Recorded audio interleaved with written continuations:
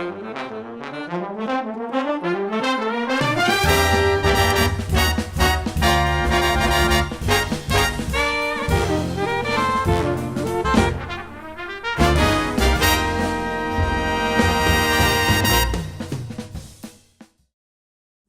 Danny Gottlieb, playing the drums on this project. When did you meet John Vanore?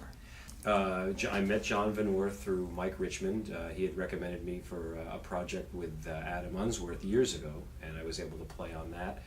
And we've been casual friends since that time, and I was lucky enough that he called me again to participate in this one, the Oliver Nelson project. And where did you come from? Well, I am originally from New Jersey, and I was a New York-based studio and traveling musician through the 80s and the 90s. I mean, I went to college in Florida in the 70s, and one of my classmates was Pat Metheny, guitar player, and he ended up helping me get a gig with Gary Burton in 1976, and then Pat started this Pat Metheny group in 77. And it's funny because Mike Richmond is playing on this project with John, this Oliver Nelson project. Mike is playing the bass, and Mike and I are old friends from years ago, and I was reminding him that we had actually played a gig with Pat Metheny in 75 before there was a Pat Metheny group. Pat was trying to decide if he wanted acoustic bass or electric, and Mike was the choice for acoustic. He ended up going for electric with Mark Egan, but I have tapes of us playing, and it's really amazing. So Mike and I are friends for years. I lived in the city. I was mostly a traveler going to Europe. After Metheny, the Metheny group was 77 to 81, based in New York. And then late 90s, I ended up meeting my wife Beth, who's also playing on this project, playing some percussion. And she was living in Orlando, so I moved to Orlando, splitting my time between Florida and New York, and then eventually settling in Florida. And now I live in Nashville, but still keeping my hands in New York and doing some things, and it's great to play on this project. And you came from Nashville to play here? Yes, from Nashville to play. I mean, I knew in advance. My wife and I play, one of the things we do together is we play with the actor Gary Sinise, who has a band called the Lieutenant Dan Band.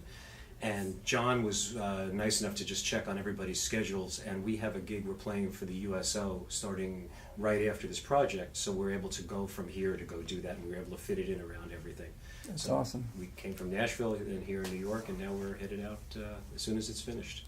So you have this great long-term relationship with Mike Richmond, and this particular record, can you tell me what you sense since you have this great experience playing in all kinds of settings, what is your view of the rhythm section role on this particular record, inside John's arrangements?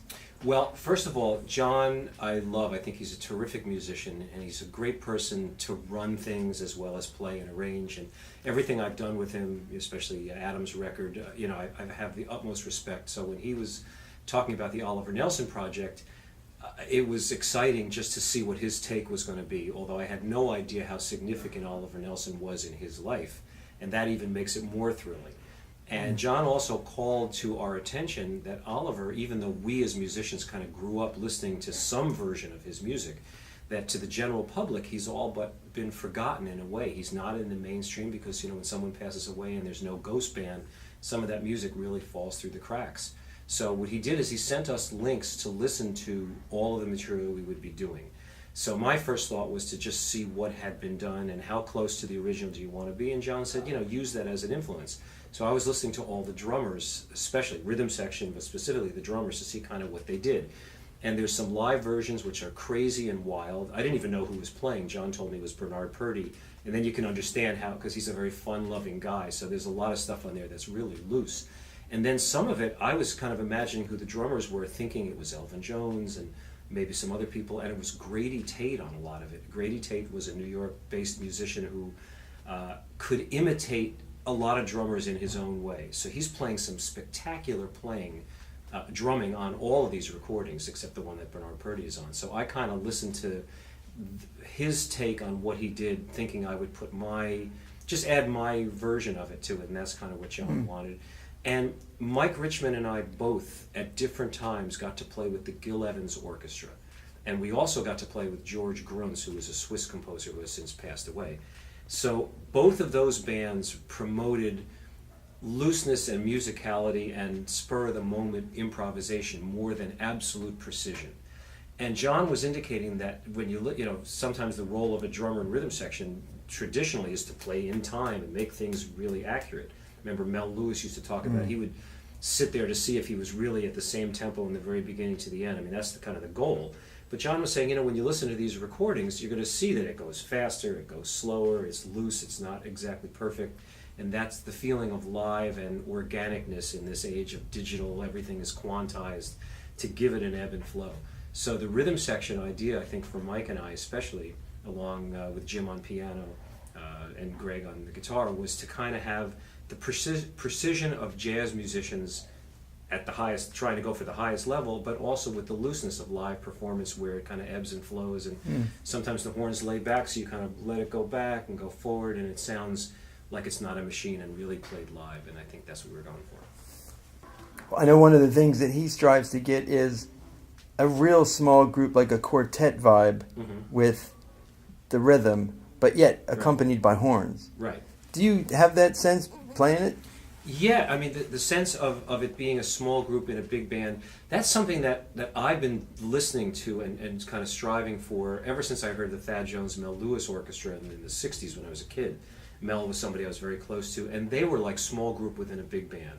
So I think that's always been kind of where I've heard this music in the first place. And this kind of lends itself almost organically. To tell you the truth, I didn't even think about it, because you've got such strong rhythm section players between everybody kind of comes up with a part that's interesting. So we're sort of, as soon as the horns aren't playing, we're in the small group mode automatically. We don't even think about it. But that is absolutely where it's coming from. It feels like a small group with a lot of communication with the horns added. And sometimes we play with the horns, and other times we let the horns float over what we're doing. And sometimes we're so busy with the soloists, we're not even, everything else is just kind of added to it. How does John help you have that freedom? Well, John, by his very nature and the way he kind of approached it when he explained how he wanted this to go, the fact that he was, my first question, are we going to do some of this with a click track? Absolutely not. I don't want it to be metronomic. And he also, I think he's sort of trusting us based on, he sent us all the parts way in advance and told us what music to listen to.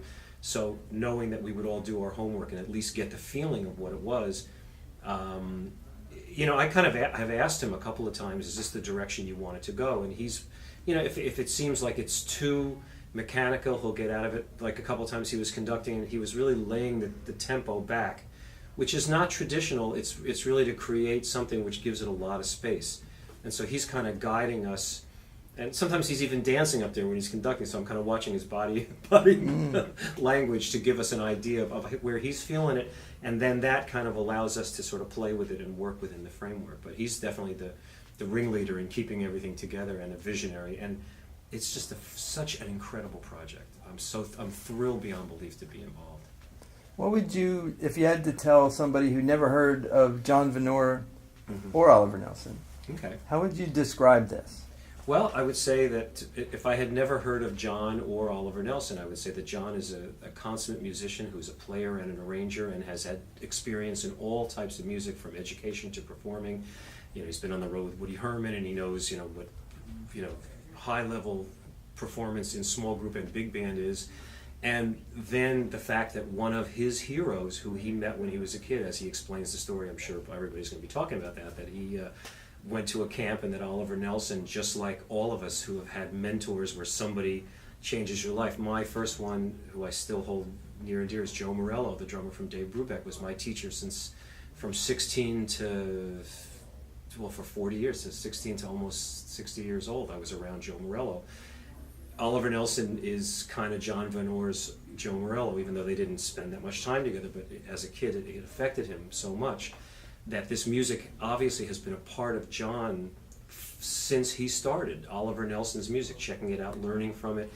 And all of us, knew the name Oliver Nelson. We knew he was a famous musician, that he had his own recordings. The Blues and the Abstract Truth recording, everybody studies at some point because it's such a historic recording. But you study it in school and you learn the tunes and you know what's on there. And then Oliver Nelson went on to not only make jazz recordings, but go to Hollywood and do tons of television and movie work. But unbeknownst to us, we all kind of get caught up on our own thing, that Oliver died in the 70s. And without the music being perpetuated, it kind of, again, falls off the radar. So there's magical arrangements. This guy was a heavyweight and wrote some incredible things, and just like with time, sometimes things fade out. So here, John, as a visionary, is following his own vision to recreate some of this classic music, make it available for new generations, but with a little bit of with his own slant on what this should be, different types of orchestrations. And as a rhythm section player, we're calling, all of us are calling on our history of knowing this music, but also adding every one of our life experiences from whatever areas we've been into the music. Awesome. Thank you. The music just That was came great. back in. Into the music.